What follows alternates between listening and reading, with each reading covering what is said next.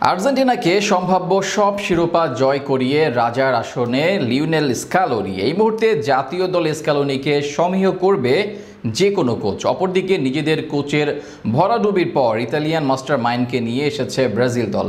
ডন কার্লোর profile বলে দেয় কতটা হাই ভোল্টেজ মানের কোচ তিনি। সব মিলিয়ে এই দুই কোচের লড়াইয়ে কে সেরা তা নিয়ে বিস্তারিত থাকছে রিপোর্টে। ডরিবাল জুনিয়র 4 গোল হজম করেছেন। তার আগে দিনিস বাতিতে কেউই সাফল্য আনতে পারেননি আর্জেন্টিনার সামনে। চিরপ্রতিদ্বন্দ্বীদের বিপক্ষে একের পর এক হার দেখে লজ্জাজনক অবস্থা ব্রাজিলের। এর বাইরে ছিল দলের বেহাল পরিস্থিতি। ব্রাজিল দলকে নিয়ে তাই হতাশা ছিল চরম মাত্রায়। সেই পরিস্থিতি থেকে দলকে উত্তরণ করতে ইতালি থেকে আনা হলো কোচ।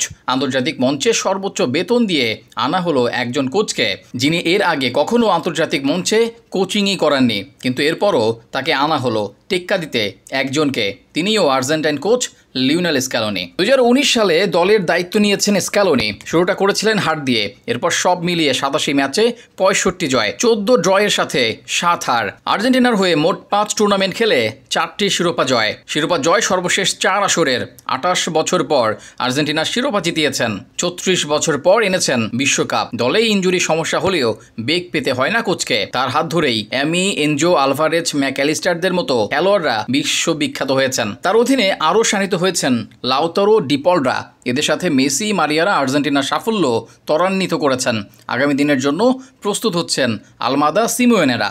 মজার ব্যাপার হচ্ছে, এর আগে কোনো দলের কোচিংই করাননি স্ক্যালোনি, কিন্তু এর মাঝে জাতীয় দলের জন্য গোট শ্রেণীয় কোচের ক্লাব স্ক্যালোনি। অপরদিকে স্ক্যালোনির বয়সের কাছাকাছি, বয়সের শুধু কোচিং অভিজ্ঞতাই ব্রাজিল কোচ কার্লো আনচেলত্তি।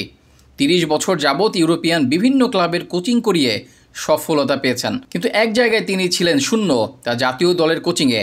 সদ্য ব্রাজিল দলের দায়িত্ব নিয়েই জাতীয় দলের শুরু তার কোচিং অ্যাসাইনমেন্ট। ক্লাব লেভেলে আনচেলত্তি যেখানে হাত দিয়েছেন সফলতা পেয়েছেন।